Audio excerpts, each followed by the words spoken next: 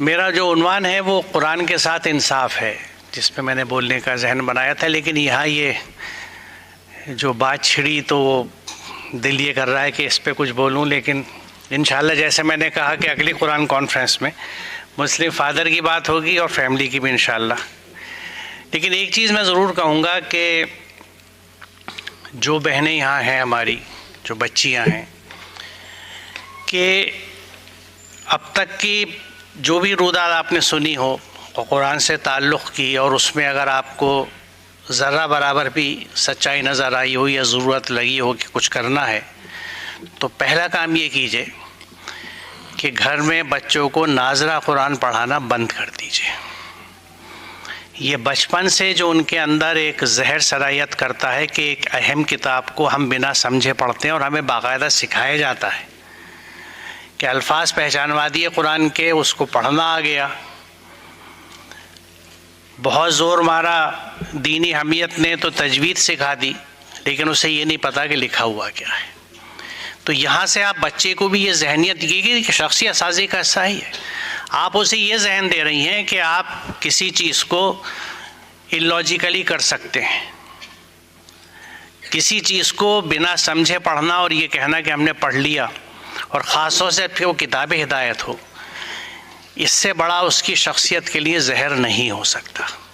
تو یہ شروعات ہمیں اپنے گھروں سے اور اسی سٹیج سے کرنی ہوگی، اور اس سے پہلے خود بھی قرآن سے جڑنا ہوگا، اس کا ترجمہ پڑھنا ہوگا۔ جیسے یہاں ذکر آیا آج صبح سے، میں یہ سمجھتا ہوں قرآن کا طالب علم ہونے کے ناطے اور 2011 سے اس قرآن کانفرنس کو کرتے ہوئے، کہ آج کا ہمارا پہلا سیشن بہت اچھا اور کامیاب سیشن تھا، یعنی اس میں بہت سبسٹینس تھا جو سوچنے والوں کے لیے یا جو غور و فکر کریں یا ہدایت پانا چاہیں تو ان کو بہت کچھ ملا اس سے، اور یقیناً وہ موٹیویٹ کرے گا۔ تو ہم اگر یہ نظم گھر سے شروعات کر لیں کہ ناظرہ قرآن بچے کو نہیں پڑھائیں گے، شروع سے اس کو سمجھا کے پڑھائیں گے۔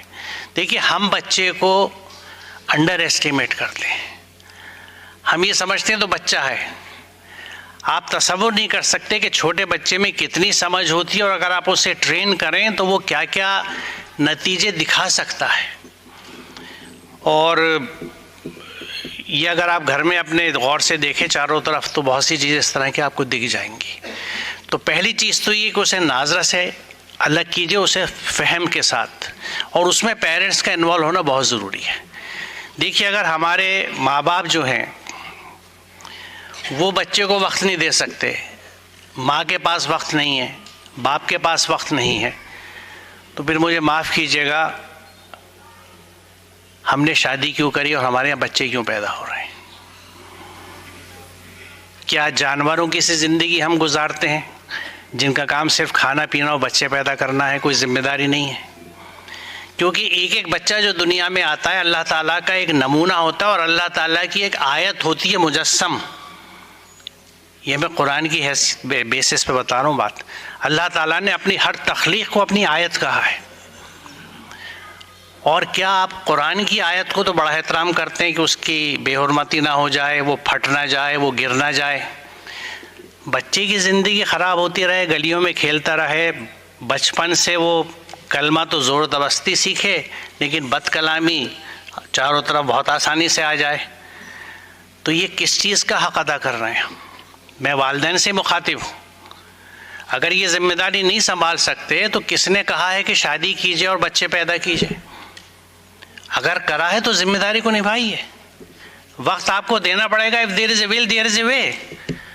لیکن یہ تصور ہم کر لیں کہ یہ بچہ، یعنی بچہ بیچارہ، جیسے معاف کیجیے گا بہت ہلکے قسم کا محاورہ ہے کہ دھوبی کا کتا نہ گھر کا نہ گھاٹ کا۔ باپ یہ کہتا ہے کہ میرے پہ تو باہر کی ذمہ داری ہے، تمہیں معلوم ہے کتنی محنت کر کے پیسے کماتا ہوں، مہنگائی بڑی ہو گئی، کام نہیں ہے، دھندے نہیں ہے، ختم ہو گئے، احسان جتا رہے۔ ارے ماں یہ سوچتی ہے کہ میں سارے کام کروں، میں گھر بھی دیکھوں، میں باہر بھی کروں، اور پھر میری بھی تو اپنی زندگی ہے، مجھے بھی تو اپنے کام کرنے ہیں۔ یہ جو سوچ پیدا ہوتی ہے، دیکھیے یہ اس کا اصل سورس جو ہے، جڑ جو ہے، وہ قرآن سے دوری ہے۔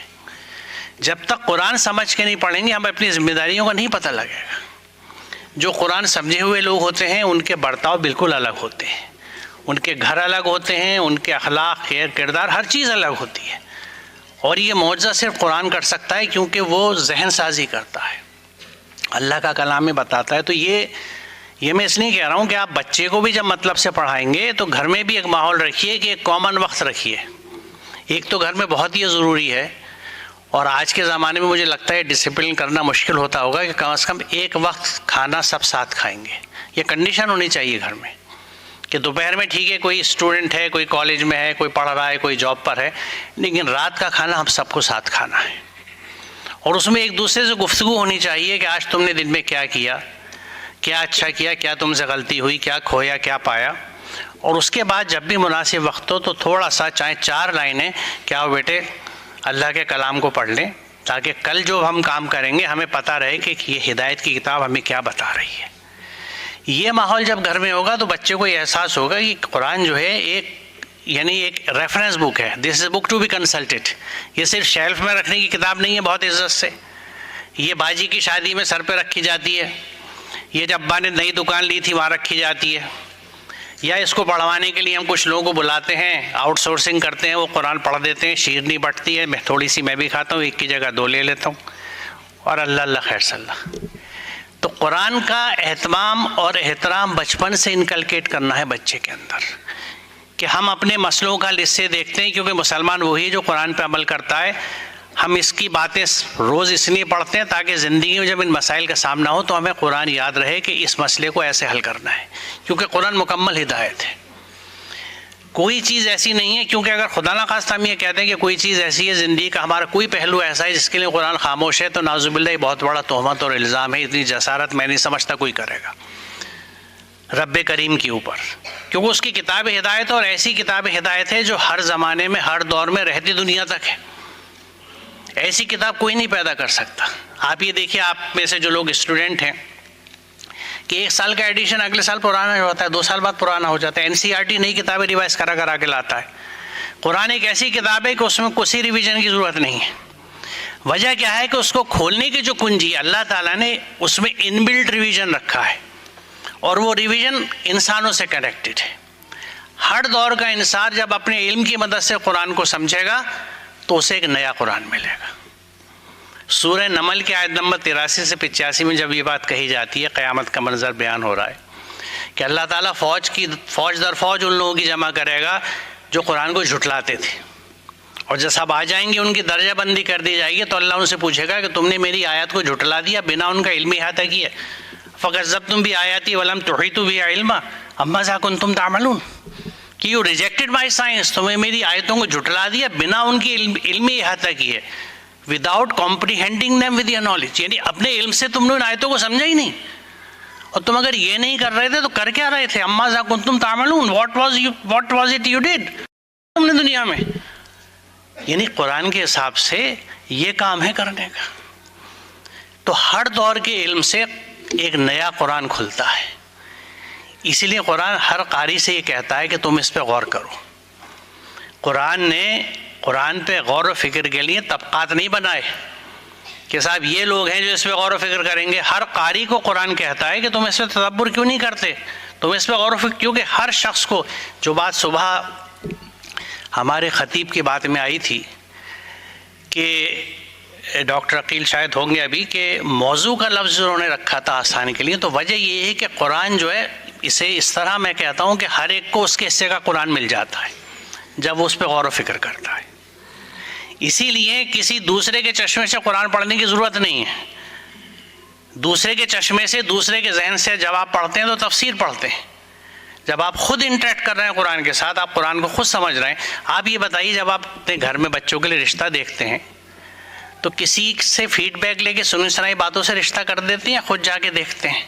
پرسنل انٹریکشن چاہیے نا، اس خاندان کو دیکھ لوں، اس لڑکے لڑکی کو دیکھ لوں، ان کا گھرانہ دیکھ لوں، ان کی اٹھک بیٹھک دیکھ لوں، تہذیب دیکھ لوں۔ تو قرآن کو بذات خود ہم کیوں نہیں دیکھتے اور سمجھتے، جبکہ قرآن تو دعوت دیتا ہے ہمیں اس بات کی۔ تو یہ باتیں میں سب اس لیے کہہ رہا ہوں کہ گھر میں جب تک قرآن نہیں آئے گا، قرآن زندگیوں میں نہیں آئے گا، جب تک قرآن زندگیوں میں نہیں آئے گا، تو اگر ہماری حالت سدھر گئی تو نعوذ باللہ قرآن غلط ہے، کیونکہ قرآن نے جو کہہ دیا ہے جو ہماری حالت ہے تو اس میں ہمارے اوپر ذلت ہی رہنی ہے، اور آگے تک رہنی ہے، اس وقت تک جب تک کہ اللہ کا عذاب آ کے نہ پکڑے یا قیامت نہ آ جائے۔ اس میں سدھار نہیں ہو سکتا جب تک کہ ہم اپنے آپ کو چینج نہیں کریں گے، قرآن سے جڑیں گے نہیں اور اس پہ عمل نہیں کریں گے۔ تو یہ کام دیکھیے، اس کا یونٹ گھر کا ہے۔ گھر میں اگر یہ تبدیلی نہیں آئی، ہم نے بچوں کو اس طرح نہیں پڑھایا اور خود اس طرح نہیں پڑھا اور قرآن کا حق ادا نہیں کیا، تو nothing is going to happen. حالات آپ میں سے جو تھوڑی سی بھی عمر رکھتے ہیں اور آنکھیں کھلی ہیں ان کی، تو وہ اپنے 10-15 سال کی بھی زندگی انہیں یاد ہو تو آپ دیکھیں گے ہماری حالات بگڑتے چلے جا رہے ہیں، اور یہ کرو جو ہے جا رہا ہے اوپر، آپ ایکسٹراپولیٹ کیجئے ایسے یوں ہی جائے گا، یوں نیچے آ رہا ہے۔ کیوں؟ کیونکہ ہم نہیں بدل رہے، ہم نئی نئی اسٹریٹجیز بناتے ہیں اپنے حالات کے لیے، کوئی ایک سولوشن لاتا ہے، کوئی دوسرا لاتا ہے، کوئی یہ نہیں کہتا کہ قرآن سے جڑو، کیونکہ قرآن ہی یہ بات کہتا ہے کہ اگر اس سے نہیں جڑے اور اس پہ عمل نہیں کیا، تم نے اس کے مطابق اپنے آپ کو نہیں بنایا، تو تمہارے لیے ذلت اور خواری ہے اور شدید عذاب ہے۔ تو یہ جو حق ہے قرآن کا، اسی کو اجاگر کرنے کے لیے، یاد دہانے کے لیے اس پروگرام کا اور دیگر پروگراموں کا ہم لوگ انعقاد کرتے ہیں۔ اور میں نے آج کا جو موضوع رکھا ہے قرآن کے ساتھ انصاف، وہ اسی پس منظر میں رکھا ہے کہ بسم اللہ، یہ ایک بڑی برکت والی کتاب ہے جو ہم نے تمہاری طرف نازل کی ہے تاکہ لوگ اس کی آیت پر غور کریں اور عقل و فکر رکھنے والے اس سے سبق لیں۔ اب یہ پہلی چیز ہے جو کیا کہہ رہی ہے آپ سے، یہ نہیں کہہ رہا کہ ہم نے قرآن کو تجوید کے لیے اتارا ہے، حفظ کے لیے اتارا ہے، قرأت کے لیے اتارا ہے۔ کیا کہہ رہا ہے؟ تاکہ لوگ اس کی آیت پر غور کریں۔ This is an invitation, open invitation to every reader, جو بھی پڑھ رہا ہے۔ اچھا، یہاں میں ایک بات آپ سے عرض کر دوں کہ جب میں یہ کہتا ہوں کہ یہ تجوید یا قرأت کے لیے نہیں اترا، یہ حفظ کے لیے، تو اس سے میرا مطلب یہ قطعاً نہیں ہے کہ ان چیزوں میں کچھ خرابی ہے یا بری ہیں۔ میرا مقصد یہ ہے کہ ان کے چکر میں ہم قرآن فہمی سے دور ہٹے ہوئے ہیں، یعنی سارا زور ہماری ان محنتوں پہ جا رہا ہے۔ جیسے ابھی یہ ذکر کیا ہمارے ایک فاضل مقرر نے کہ عربی سیکھنے پہ زور جا رہا ہے۔ میرا تو ایک کوشش، ایک سو کالڈ ہمارا جو مسلم اسکول ہے دہلی کا، وہاں اسی چیز کی ہے کہ وہاں دینیات کے نام پہ عربی پڑھائی جا رہی ہے، اور میں انہیں سمجھانے کی کوشش کر رہا ہوں کہ یہ غلط ہے، یہ دھوکہ ہے۔ والدین سمجھ رہے ہیں کہ ریلیجس ایجوکیشن ہو رہی ہے، ریلیجس ٹیچنگ ہو رہی ہے، یا عربی کی ٹیچنگ ہو رہی ہے، اور آپ کہہ رہے ہیں ہم ریلیجس ٹیچنگ کر رہے ہیں۔ یہاں تک ہوتا ہے یہ۔ تو اگر آپ اپنی زندگی میں چاروں طرف دیکھیں تو، اور یہ حقیقت ہے، میرا بھی اپنا تجربہ یہ ہے کہ کتنی جگہوں پہ برسوں سے میں دیکھ رہا ہوں کہ ترجمہ قرآن کی کلاسیں چل رہی ہیں، لیکن ان گھرانوں میں مجھے کوئی تبدیلی نظر نہیں آتی اخلاق کے، کردار کی، معاملات کی، تینوں چیزیں۔ تو کیا فائدہ؟ مجھے لگتا ہے کہ یہ بھی کٹی پارٹیز کی طرح ایک فیشن ہو گیا ہے کہ ہمارے یہاں قرآن کی کلاس ہے، درس قرآن ہے، کیونکہ شیطان تو ہائی جیک کرتا ہے نا کنسیپٹس کو۔ جب ایک بڑی ایجپشین ڈیزائنر یہ کہہ سکتی ہے کہ آئی ول میک حجاب the most sexist thing in the world, یہ غالباً 8-10 سال پہلے کی بات ہے، اور آج اس نے ثابت کر کے دکھا دیا۔ آپ دیکھ لیجیے، فیشن کا حصہ ہے یہ ساری چیزیں، ایک بہت بڑی فیشن انڈسٹری ہے، اسی کیپٹلزم کا حصہ بن گئی، جس کے یعنی میں سمجھوں جس کو انکار کرنے والوں کی شکل ہم اختیار کرتے ہیں، کیونکہ کسی طرح سے اگر ہم مسلم آئیڈینٹی اپنی اپنا رہے ہیں تو وہ بیسیکلی ان طاغوتی اور شیطانی چیزوں کے خلاف اعلان ہے کہ I don't submit to them, میں ان کی نہیں سنتا، میں اپنے انداز سے چلتا ہوں۔ تو یہاں پہ اس بات کی وضاحت ہے کہ یہ ایک بڑی برکت والی کتاب ہے۔ برکت کی بات میں ابھی کروں گا، جو ہم نے تمہاری طرف نازل کی ہے۔ پلیز موبائل سائلنٹ کر لیجئے۔ آخری سیشن میں بھی مجھے کہنا پڑ رہا ہے، افسوس ہو رہا ہے۔ نیچے بیٹھا رہا، افسوس کرتا رہا، کیونکہ موبائل بج رہے تھے، لوگ بول بھی رہے تھے بھئی اتنا وقت نہیں ہے قرآن کے لیے، تو باہر بیٹھیے، کس نے کہا اندر آئیے۔ مجھے قطعاً دکھ نہیں ہے کہ ہال خالی ہے، جو ہیں وہ دلچسپی رکھنے والے ہیں اور دلچسپی سے بات سن رہے ہیں، اتنا کافی ہے۔ ہمیں تعداد سے ضرورت نہیں ہے، ہمیں بات پہنچانی ہے، اینڈ دیٹس اٹ۔ تو بہرحال شاید پرانا ٹیچر ہوں، اس لیے یہ عادتیں میرے اندر ہیں کہ میں آرڈر پسند، لیکن یہ بات چونکہ قرآن کی، دیکھیے میں بار بار اس لیے کہہ رہا ہوں کہ یہ ضروری ہے کہ ہماری توجہ رہے۔ تو تمہاری طرف نازل کی ہے تاکہ لوگ اس کی آیت پر غور کریں اور عقل و فکر رکھنے والے اس سے سبق لیں۔ اب برکت کا تصور جو اردو میں ہے ہمارے، اس سے ہٹ کے تھوڑا سا مادے کے اعتبار سے دیکھتے ہیں برکت ہے کیا۔ اس کا مادہ بیر کاف ہے۔ اس کے مفہوم میں ثبات یعنی انکریج، استحکام یعنی اسٹیبلٹی، کثرت یعنی ایبنڈنس، نشو و نما یعنی ڈیولپمنٹ، اور ظہور و نمود یعنی مینیفیسٹیشن اینڈ ایمیننس، یہ تمام پہلو آ جاتے ہیں۔ یعنی انسانی ذات اور اس کے سماج کی تمام اچھے پہلو یہ جس چیز میں ہوتے ہیں وہ بابرکت ہوتی ہے، وہ مبارک ہوتی ہے۔ جس شے میں یہ صفات ہوں یا جس عمل سے یہ وجود میں آئے اس کو مبارک کہتے ہیں۔ قرآن کو اسی لیے مبارک کہا گیا ہے، اور اس لیل کو بھی جس میں یہ نازل ہوا، یہ سورہ دخان کی دوسری آیت ہے۔ کیوں مبارک ہے؟ کیونکہ یہ جس نظام اور جس سسٹم کو لے کے آئے ہیں یہ ہر طرف اچھائی پھیلاتا ہے۔ اب ایک ڈاکٹر نے ایسی دوا ایجاد کر لی کہ صاحب جیسے اب ہمارے یہاں اشتہار آتے ہیں نا، مجھے یاد آیا کہ زندہ الاسمات، ہر مرض کی دوا لگا لو۔ تو اگر ہم اس کو لا کے گھر میں رکھ لیں اور اس پہ اچھا سا مخمل کا غلاف چڑھا کے رکھ دیں شیشی کو، اور اس پہ مینا کاری بھی کرا لیں، تو کیا اثر ہو جائے گا دوا کا؟ جب تک لگائیں گے نہیں۔ تو قرآن اتنے سارے فیچرز لے کے آیا ہے، لیکن اگر اندر نہیں اترے گا، ہمارے جزو بدن نہیں بنے گا، ہمارے خون میں نہیں دوڑے گا، تو اثر کہاں سے پیدا ہوگا؟ تو مبارک وہ قرآن اس وجہ سے ہے۔ اور یہ جو اولل الباب ہے، اس کو قرآن میں جو لوگ سمجھتے ہیں، ترجمے سے پڑھتے ہیں، انہوں نے اکثر غور کیا ہوگا۔ تو یہاں میں اس کی وضاحت کروں گا کہ یہ لبن خاص قسم کی عقل ہے۔ اس کو میں نے یہاں اس لیے میں ریکارڈ پہ رکھتا ہوں کہ جب یہ یوٹیوب میں ریکارڈ ہوگا تو کہاں کہاں لوگ اس کو مادی کے حساب سے دیکھ سکتے ہیں۔ لبن کسی چیز کا خالص حصہ جس کو ہم مغز یا گری کہتے ہیں۔ اللبن عقل کو کہتے ہیں، اس کی جمع الباب ہے۔ راغب نے کہا ہے کہ لبن تیز اور خالص عقل کو کہتے ہیں جس میں ملاوٹ نہ ہو۔ اور عقل میں ملاوٹ کس چیز کی ہوتی ہے؟ جذبات کی۔ تو جذبات کی ملاوٹ جس عقل میں نہ ہو، اور اس کا پلورل ہے اولو الالباب، وہ صاحب عقل لوگ جو عقل کو جذبات سے پاک رکھ کر اسے وحی کی روشنی میں استعمال کرتے ہیں۔ تو یہ جو اولو الالباب ہیں یہ وہ عقل مال ہیں، یہ انٹلیکچوئلز نہیں ہیں۔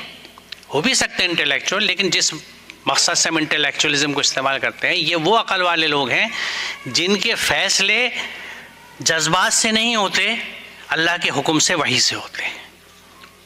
اب پھر یہاں سوال یہ ہوتا ہے کہ اللہ کا حکم ہمیں پتہ ہی نہیں، چونکہ قرآن سمجھ کے نہیں پڑھا، تو پھر تو ہم صحیح فیصلہ بھی نہیں کر سکتے، اور یہ حقیقت ہے۔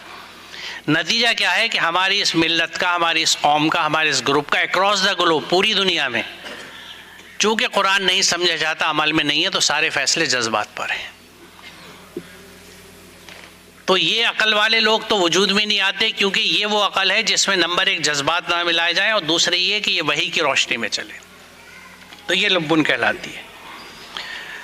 اب دیکھیے اس کے بعد اس آیت پہ آئیے کہ ان الذی فرض علیک القرآن لردک الی معاد، کہ بے شک جس نے تجھ پہ قرآن فرض کیا ہے تجھے ایک اچھے انجام کو لے جانے، تجھے ایک انجام کو لے جانے والا ہے۔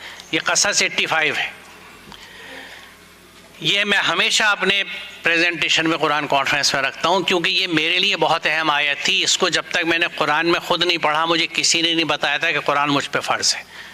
مجھے نہیں پتا آپ میں سے کتنے لوگوں کو معلوم ہے کہ قرآن آپ پہ فرض ہے، لیکن یہ قرآن ہے جو آپ کے سامنے رکھا ہوا، اور اگر آپ کو نہیں معلوم قرآن فرض ہے، اگر معلوم ہے تو یقیناً آپ اس کا اہتمام کرتے ہوں گے، اور اس کا اہتمام صرف یہ ہے کہ جو چیز مجھ پہ فرض ہے مجھے پوری معلوم ہو کہ اس میں لکھا ہوا کیا، اور میں اپنی زندگی اس کے حساب سے گزاروں۔ تو یہ ہمیں ذہن میں رکھنی ہے بات کہ قرآن ہم پہ فرض ہے، اور ہم نے یہ کتاب تم پر نازل کر دی ہے جو ہر چیز کی صاف صاف وضاحت کرنے والی ہے، اور ہدایت اور رحمت اور بشارت یعنی خوشخبری ہے ان لوگوں کے لیے جنہوں نے سر تسلیم خم کر دیا، یعنی جنہوں نے سبمٹ کر دیا ہے۔ دیکھیے دو چیزیں اس میں بہت واضح ہیں۔ ایک تو بات یہ ہے کہ یہ کتاب اٹ کلیریفائز ایوری تھنگ، ہر چیز کی وضاحت کرنے والی، ہر چیز کی وضاحت اس کے اندر موجود ہے۔ یہ رب کریم کا قول ہے، اس پہ کوئی سوال نہیں اٹھا سکتا کہ قرآن میں یہ نہیں ہے وہ نہیں ہے۔ جب اللہ یہ کہہ رہا ہے کہ ہر چیز کی وضاحت کرنے والی کتاب ہے تو ہے۔ دوسری بات یہ ہے کہ تین چیزیں جو بتائی گئیں کہ ہدایت اور رحمت اور بشارت یعنی خوشخبری، یہ کن لوگوں کے لیے ہیں؟ جو مسلمین ہیں، جنہوں نے سبمٹ کر دیا ہے۔ یعنی جنہوں نے اپنے آپ کو اللہ کے احکامات کے حوالے کر دیا ہے. یہ فرق سمجھنا ہمیں بہت ضروری ہے. آج میں مسلم اپنے آپ کو کیوں سمجھتا ہوں؟ کیونکہ مسلمان ماں باپ کے گھر میں پیدا ہوا ہوں، محمد اسلم پرویز نام رکھ دیا گیا ہے، ناظرہ قرآن پڑھا دیا گیا الحمدللہ. جب بسم اللہ ہوئی تھی جب بھی دعوت بہت بڑی ہوئی تھی، اور جب مکمل ہو گیا تو بھی دعوت بہت بڑی ہوئی تھی. اور نماز سکھا دی گئی ہے، 4 صورتیں مجھے یاد ہیں. نماز کا کام چل جاتا ہے اور باقاعدہ پابندی سے نماز ادائی کرتا ہوں. کوشش کرتا ہوں کہ جماعت سے پڑھوں، با جماعت. بلکہ اگر تکبیر اولیٰ میں بھی شامل ہو جاؤں اور پہلی صف میں جگہ مل جائے تو اور اچھا ہے، بہت اچھی بات ہے. ہم کچھ احکامات پہ عمل کر رہے ہیں قرآن کے، لیکن مسلم جو لفظ ہے، سین لام میم کا مادہ، میں آگے اس کی کچھ وضاحت ابھی آئے گی، یہ وہ لوگ ہوتے ہیں جو ٹوٹلی سبمٹڈ، صرف 4 یا 5 احکامات پہ نہیں، قرآن کے پورے احکامات پہ، جس کے لیے لازم ہے کہ آپ پورا قرآن سمجھیں. تو جو مسلم ہوگا، دیکھیے ہدایت اسی کے لیے تو ہوگی. ٹریفک کے سارے رولز ہمارے انہی بچوں کے لیے تو ہے نا جو ٹریفک کو فالو کرنا چاہتے ہو. جو بائک اٹھا کے جب شب بارات کے دن، شب بارات کہہ رہا ہوں میں، جو ہمارے یہاں مستعمل ہے، بولا جاتا ہے، باہر نکلتے ہیں تو ان کو کیا مطلب کہ ٹریفک کیا کہہ رہا ہے، کہاں ریڈ لائٹ ہے، کون سا رائٹ ہے، کون سا لیفٹ ہے، میں تو جا رہا ہوں. تو جب یہ مزاج ہو تو کوئی ہدایت کام نہیں آتی. لیکن جو ہدایت پہ چلنے لگے، ہدایت اس کے کام آتی ہے. تو یہ ہدایت کی کتاب بھی ان کے لیے ہے جو ہدایت لینے کے لیے تیار ہے، جو مسلم ہیں، جو ہدایت پہ عمل کرنے کے لیے تیار ہیں کہ یا اللہ میں تیرا مسلم ہونے کو تیار ہوں، تو مجھے ہدایت دے دے. تو اللہ تعالیٰ نے قرآن ہمیں عطا کر دیا. دوسرے رحمت ہے. مسلم ہونے کے نتیجے میں اللہ کی رحمت آپ کے ساتھ ہوگی، اللہ کی تمام قوتیں آپ کے ساتھ ہوں گی. اس کو میں اس طرح سمجھتا ہوں کہ آپ کسی تیز بہاؤ والے دریا میں تیرنے کے لیے جائیں، تو جب آپ بہاؤ کے ساتھ بہتے ہیں تو اس بہاؤ کی طاقت آپ کے ساتھ ہوتی ہے اور آپ بہت تیزی سے آگے جاتے ہیں. لیکن بہاؤ کے خلاف جب آپ بہتے ہیں تو آپ کو بہت تھکن لگتی ہے، آپ کے لیے مشکل ہو جاتا ہے، آپ نہیں تیر پاتے زیادہ دیر. اس کائنات کی ہر چیز اللہ کے احکامات پہ چلتی ہے. یہ دونوں چیزیں قرآن میں اللہ نے واضح کی ہیں. پہلی بات تو یہ کہ ہر تخلیق کو اس نے اپنی آیت کہا ہے، یعنی 2 آیتیں ہیں. ایک آیت وہ ہیں جو قرآن میں ہیں، وہ قول ہے اللہ کا، اور تخلیقات اس کی جو پوری کائنات میں ہے، یہ اس کا عمل ہے. اس کے قول اور عمل میں کوئی تضاد نہیں ہے، دونوں قرآنوں میں کوئی تضاد نہیں ہے. جو سمجھ والے ہیں وہ دونوں کے بیچ میں سملرٹیز کو دیکھ لیتے ہیں. جو صاحب علم ہیں، جو کائنات کی چیزوں کا بھی علم رکھتے ہیں اور قرآن کا بھی علم رکھتے ہیں. تو جب کائنات کی ہر چیز اللہ کے حکم سے چلتی ہے، کیوں چلتی ہے؟ کیونکہ سوائے انسان کے چوائس اللہ نے کسی کو نہیں دی. چوائس آف سلیکشن کہ مجھے کس کو فالو کرنا ہے، کس کی اتباع کرنی ہے، کس کا کہنا ماننا ہے، یہ صرف انسان کو دی گئی ہے. باقی کائنات کی ہر چیز کے قوانین ہیں، ایٹم سے لے کے پلینٹس تک ان کے لاز ہیں جس کے حساب سے وہ چلتے ہیں. ایک وہ ایٹم جو ہمیں نظر بھی نہیں آتا، اس کے الیکٹرانز ایک شیل سے دوسرے میں نہیں جا سکتے، ایل ایم میں نہیں جائے گا، ایم کے میں نہیں جائے گا، بنے ہوئے لاز سے. پلینٹس اتنے لاز سے بنے ہوئے ہیں، اتنا پریسیزن ہے، اتنے وقت سے چلتے ہیں کہ آپ مہینوں پہلے طلوع آفتاب کا وقت نکال لیتے ہیں کہ فجر کب ہوگی، غروب آفتاب کیلکولیٹ کر لیتے ہیں، کیونکہ وہ بالکل سسٹم سے چل رہے ہیں. یہ ہے اللہ کے قانون، جس میں چیز ذرا سی مائکرو سیکنڈ کے لیے بھی ادھر سے ادھر نہیں ہوتی اور نینو سینٹی میٹر بھی ادھر ادھر نہیں ہوتی. صرف انسان ہے جس کے پاس چوائس ہے کہ اللہ کے حکم پہ چلے یا اپنی خواہشوں پہ چلے. تو جب اللہ کی رحمت ہوتی ہے آپ پہ تو کب ہوتی ہے؟ جب آپ اللہ کے احکامات پہ چلتے ہیں، اور اس وقت آپ کے ساتھ پوری کائنات کی قوتیں چلتی ہیں. کیونکہ جب آپ اللہ کے احکامات میں آ گئے تو پوری کائنات اللہ کے احکامات میں رہتی ہے، تو ہم یہ کہہ سکتے ہیں ہم کائنات سے ہم آہنگ ہو گئے. We are in sync with nature. اور جب ہم نیچر سے سنک میں آ جاتے ہیں، ہم آہنگ ہو جاتے ہیں، تو وہ جو اندر احساس طمانینت اور سکون ہوتا ہے، جو اسٹرینگتھ فیل ہوتی ہے، یہ وہی ہمت ہے جس سے حق پہ کھڑے ہونے والے بڑے بڑے وقت پہ کھڑے ہو گئے اور اس وقت سے نکل گئے. تو یہ ہمت جو اندر سے آتی ہے، یہ انہی قوتوں کے ساتھ آنے کی وجہ سے ہوتی ہے. اور ایسے لوگوں کے لیے یقیناً خوشخبری ہے، اگر بشارت ان کے لیے نہیں ہوگی تو کن کے لیے ہوگی؟ تو یہ تینوں چیزیں مسلمین کے لیے کہی گئی ہیں، اور مسلمین کو اس لیے سمجھنا بہت ضروری ہے کہ مسلم جو ہے وہ گھر میں پیدا ہو کے یہ نام سے نہیں ہوتا۔ جو لوگ ایمان لائے، اس میں اس کا تھوڑا سا حل آ رہا ہے، جو لوگ ایمان لائے اور تقویٰ کرتے رہے ان کے لیے بشارت ہے دنیا کی زندگی میں اور آخرت میں، اللہ کی باتوں میں کوئی تبدیلی نہیں، یہی بڑی کامیابی ہے۔ ایمان لانے کے بعد تقوی پہ رہنے کا کیا مطلب ہے؟ تقوی پہ آج بات بھی ہوئی، ڈاکٹر طارق ندوی نے متقی کی پوری کیفیت آپ کو بتائی۔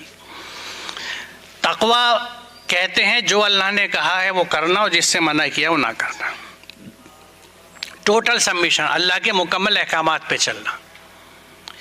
تو ایمان لانے کے بعد دیکھیے ایمان میں مادہ امن کا ہے، تو جب آپ اللہ پہ ایمان لائے تو اس کا مطلب ہے اس کے نظام امن میں آ گئے، اس کا جو امن کا نظام ہے اس کا آپ حصہ بن گئے اور امن کے ضمانتی بن گئے۔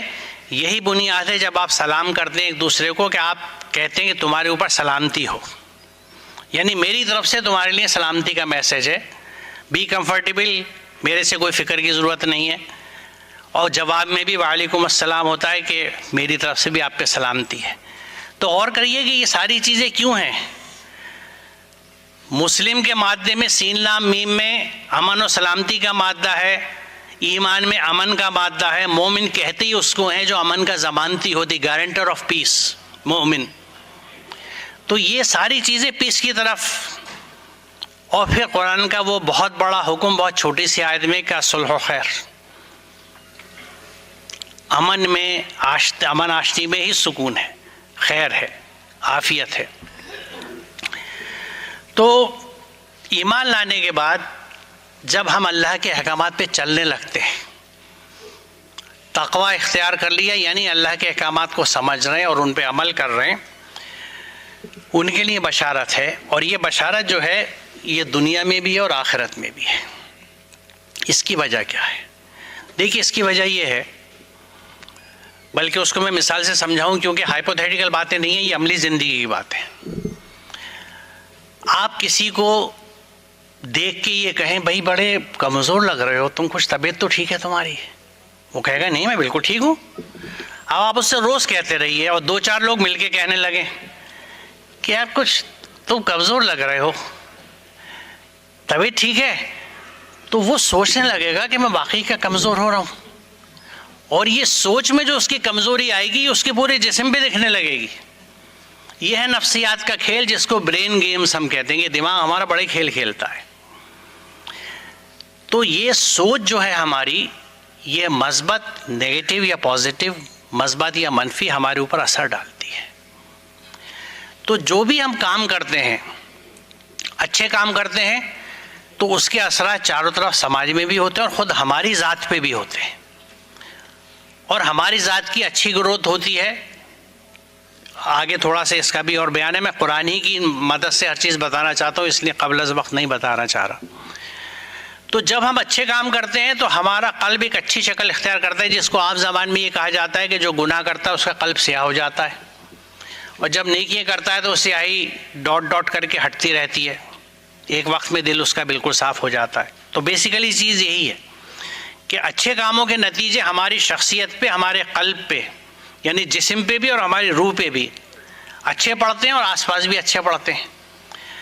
تو ان نتیجوں کی وجہ سے اور اچھے اعمال کی وجہ سے ہماری زندگی یہاں بھی اچھی گزرتی ہے اور آخرت میں بھی اچھی ہوگی، کیونکہ اعمال اچھے تھے۔ تو یہ خاص بات ہے اللہ کے احکامات پہ چلنے کی، کہ 2 in 1 بینیفٹ ہے، یہاں بھی زندگی اچھی ہوگی اور آخرت میں بھی اچھی ہوگی۔ اللہ کے احکامات سے ہٹ کے اگر ہم اپنے ماڈلز ڈیوائز کر کے یہاں اچھی زندگی گزارتے ہیں تو ہو سکتا ہے یہاں اچھی گزر جائے، لیکن آخرت میں اچھی نہیں گزرے گی، کیونکہ اس کے احکامات کے حساب سے نہیں چلے۔ تو ایک چیز جب ایک کے ساتھ مفت مل رہی ہے تو میں خالی ایک چیز کو کیوں لوں، اور وہ ایک چیز بھی بہت چھوٹی سی ہے، 60 70 80 سال کی عمر ہے، اس میں نے مستی کر لی، لیکن کی زندگی جو اس میں میرا کیا ہوگا اگر میں نہیں سوچتا، تو مجھ سے زیادہ بیوقوف کوئی نہیں ہے، مجھ سے زیادہ مورخ و بیوقوف کوئی نہیں ہے، کم عقل کوئی نہیں ہے۔ اللہ کے احکامات پہ چلنے میں فائدہ یہ ہے کہ آپ کو دنیا میں بھی اچھا ملتا ہے اور آخرت میں بھی اچھا ملتا ہے۔ تو یہی بات یہاں پہ کہی جا رہی ہے کہ جو لوگ ایمان لانے کے بعد، اور دیکھیے خالی ایمان پہ بات نہیں ہے کہ آپ صرف ایک فیتھ کو لے کے بیٹھ جائیں، ایک عقیدے کو لے کے بیٹھ جائیں، ایک آئیڈیالوجی کو لے کے بیٹھ جائیں اور اس کے حساب سے کام نہ کریں، کیونکہ کام ہی اصل چیز ہے۔ ہمیں جو حساب کتاب کا کاغذ ملے گا اس کو کیا کہتے ہیں؟ نامہ اعمال۔ اعمال پلورل ہے، جمع ہے عمل کی، یعنی اکاؤنٹ ہوگا ہماری ڈیڈز کا جو ہم کر رہے تھے، وہ نامہ اذکار نہیں ہے، نہ ہمارے خیالات کا، نہ ہمارے اذکار کا، کسی چیز کا نہیں، عمل کا۔ تو اس لیے ایمان لانے کے بعد ہم اگر تقوی پہ رہتے ہیں، اللہ کے احکامات پہ چلتے ہیں، تو یہ بات یہ بتاتی ہے، اور یعنی قرآن کے ساتھ انصاف یہ ہوگا کہ ایمان لانے کے بعد ہم فوراً تقوی کا راستہ پکڑیں، یعنی اللہ کے احکامات پہ چلیں۔ اور اللہ کے احکامات پہ چلنے کا مطلب یہ ہے کہ ہم قرآن کو سمجھ کے پڑھیں، اور نہ صرف سمجھ کے پڑھیں بلکہ اس کے نوٹس بنائیں۔ آج ہی صبح پروگرام سے پہلے ایک بچی یہ بات مجھ سے پوچھ رہی تھی، تو میں نے اس سے یہی کہا کہ بیٹا قرآن کو کتاب کی طرح پڑھو اور نوٹس بناؤ، اس سے جو سورت پڑھو اس کے نوٹس بنا لو، امپورٹنٹ پوائنٹس لکھ لو، اور سب سے بڑی بات یہ ہے کہ ڈوز اینڈ ڈونٹس لکھ لو، کہ اگر میں بقرہ پڑھ رہی ہوں یا پڑھ رہا ہوں تو مجھے یہ کرنے کا حکم ہے، جیسے کسی چیز کا حکم آئے اس کاغذ پہ لکھ لیجئے، کس چیز سے منع کیا گیا دوسرے کاغذ پہ لکھ لیجئے۔ تو یہ ڈوز اینڈ ڈونٹس کی لسٹ بن جائے گی بقرہ کی، اس کو سامنے رکھیے، ممکن ہو تو ایک چارٹ پہ بنا کے اپنے کمرے میں یا گھر میں ایک جگہ لگا لیجئے، سب لوگ دیکھیں کہ بھائی سورہ بقرہ میں ان چیزوں کو کرنے کا حکم ہے، ان چیزوں سے منع کیا گیا۔ یہ ہے پریکٹیکل قرآن، اور ان پہ عمل کریں گے تو آپ کے مسلمائزیشن کا پروسیس شروع ہو جائے گا، یعنی آپ کا مسلم بننے کا عمل شروع ہو گیا، کیونکہ قرآن یہ کہتا ہے کہ آپ اس عمل پہ مرتے وقت تک رہے تو مسلم مریں گے، ورنہ مسلم نہیں مریں گے۔ یہ میں ابھی، کیونکہ ہو سکتا ہے یہ بات آپ کو بڑی عجیب لگ رہی ہو کہ میں مسلمائزیشن کی کیا بات کہہ رہا ہوں۔ اے لوگوں جو ایمان لائے ہو، یعنی اللہ کے نظام امن میں آئے ہو، اللہ کا تقوی اختیار کرو جیسا کہ اس کا حق ہے۔ تم کو موت نہ آئے مگر اس حال میں کہ تم مسلم ہو۔ اب کیا مطلب ہے اس آیت کا؟ یہ ایڈریس کافروں سے یا مشرکوں سے نہیں ہے، یا ایھا الذین آمنوا، یعنی وہ ایمان تو لے آئے، اب ان کو مسلم